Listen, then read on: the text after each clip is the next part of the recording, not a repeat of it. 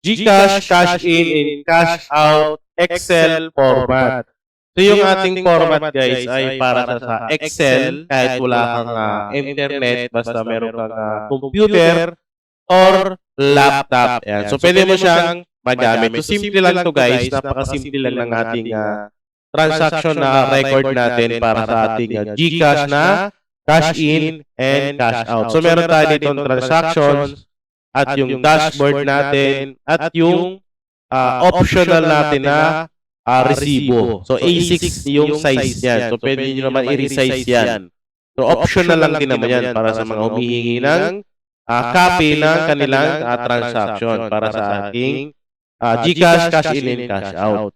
So dito guys, sa transaction, ito yung ilalagay mo lahat. Dito yung mga nagpapa-cash in and cash out. So dito, pwede mo i-edit yung pinakapuhunan mo. So nakalagay dito ay 10,000. So makikita nyo lang sa starting funds yan. So 10,000 yan. So pwede mo i-edit yan. So click lang natin to. Yan. So pwede natin siya palitan ng 50,000. Yan. So yan ang pinakapuhunan mo. So meron din tayong date, cash in, cash out, customer name, customer number, yung reference number, syempre diyan mo ilalagay yan, amount, yung service fee, yung pinakatubo mo, yung funds, so makikita mo yan dyan, yung funds natin, yung pondo natin, makikita mo yung plus minus. Saka yung running balance natin na pondo. So dito sa pag-type, kunyari yung date natin, sa pag-type niyan, so lagay lang natin ay ano na ba ngayon? 18. So 18 February 2026. Ayan. So dito guys, sa pag-type ng ating cash in, cash out, so kailangan i-type nyo siya ng buo. Ayan, kunyari cash in. Ayan. So cash in siya, di ba? So customer name 1. So, customer number, lagay nyo lang yun dyan, yung number niya, para may record kayo. Siyempre, yung reference, yung transaction nyo, nakalagay yan dyan dapat. Yung amount, so lagay natin ay 5,000. So, 5,000, so makikita nyo yung funds, yung photo natin, naging 55 yan, kasi nga, nadagdagan. Diba? So, sa 5,000, magkano yung singil mo dyan? So, palagay natin, 150. Yun yung pinakatubo. Ayan. So, meron na tayong sample. Cash in. 5,000. Yung nilagay natin service fee ay 150. So, makikita nyo dito sa ating running balance natin ay 55,000 na. Kasi yung puhunan natin ay 50,000. So, naging 55 dahil nag-cash in siya ng 5,000. So, punta tayo sa dashboard. So, dito sa dashboard, makikita mo yung pinaka-details. So, total cash in, kanina, di ba, 5,000. So, dyan makikita lahat yung total cash in. Sa total cash out, wala pa kasi cash in pala yung ilagay natin.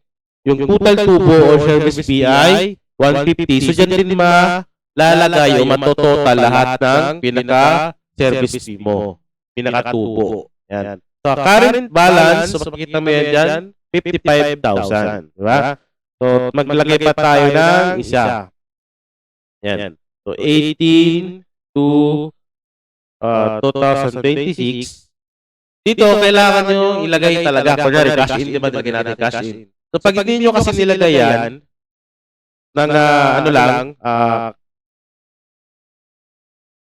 cash lang, tanggalin natin yung ano.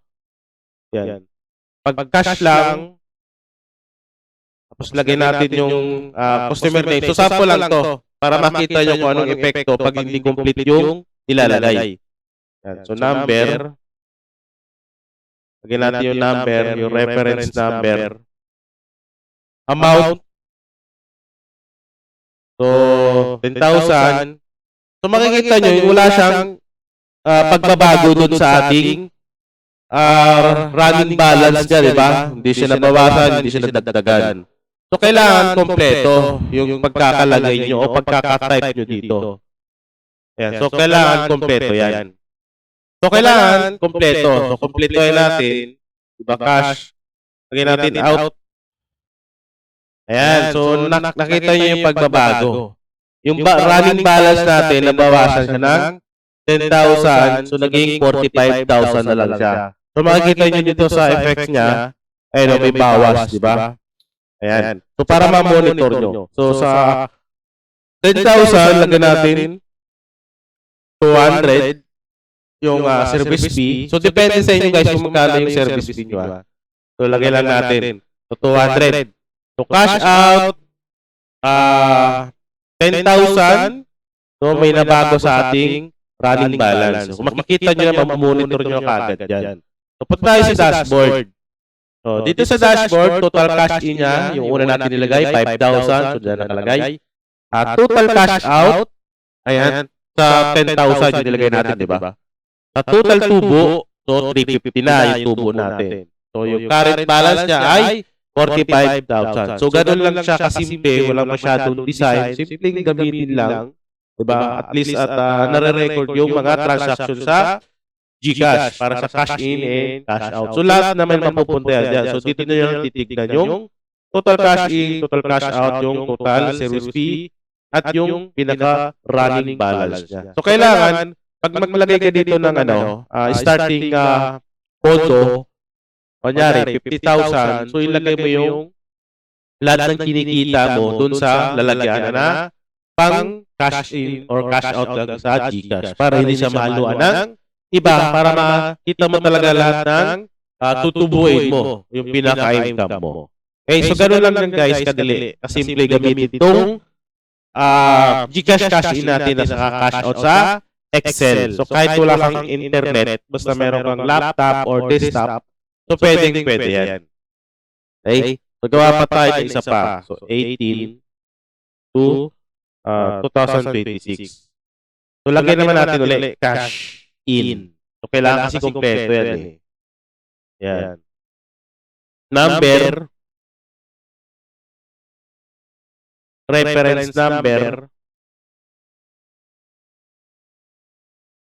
Yan. Reference number. Lagyan natin ay 15.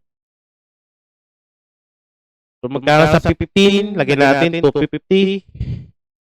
Ayan. So, nadagdagan yung running balance natin, naging 60 na. So, mamomonitor mo kung magkano yung laman ng GCash mo. Di ba? Kung merong umiram ng GCash mo, kung nabawasan, at least alam mo kung magkano yung nabawas. Di ba? So, makakompute mo yan at matatrack mo or matitrace mo or mamonitor mo yung pinaka-pondo mo sa GCash. Ayan. So, punta tayo sa dashboard.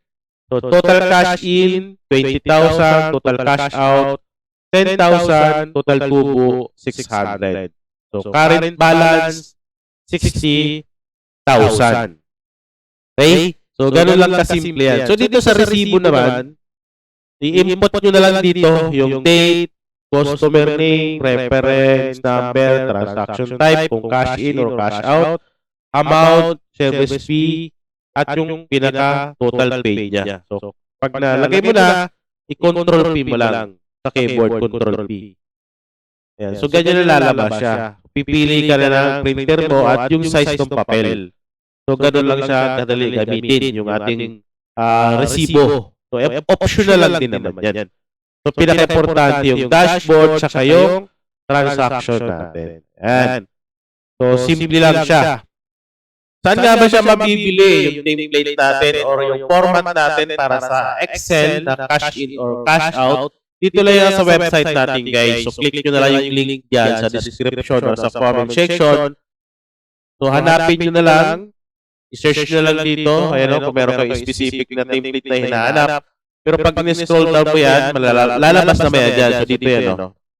Ayan. So 99 pesos lang yan guys, yung Excel natin. Para sa cash in, cash out.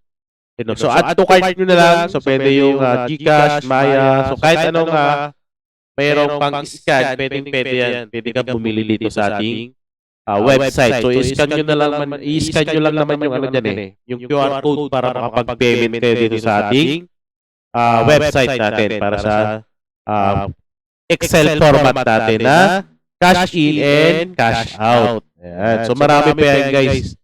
Ayun, meron din tayo Google Sheets template.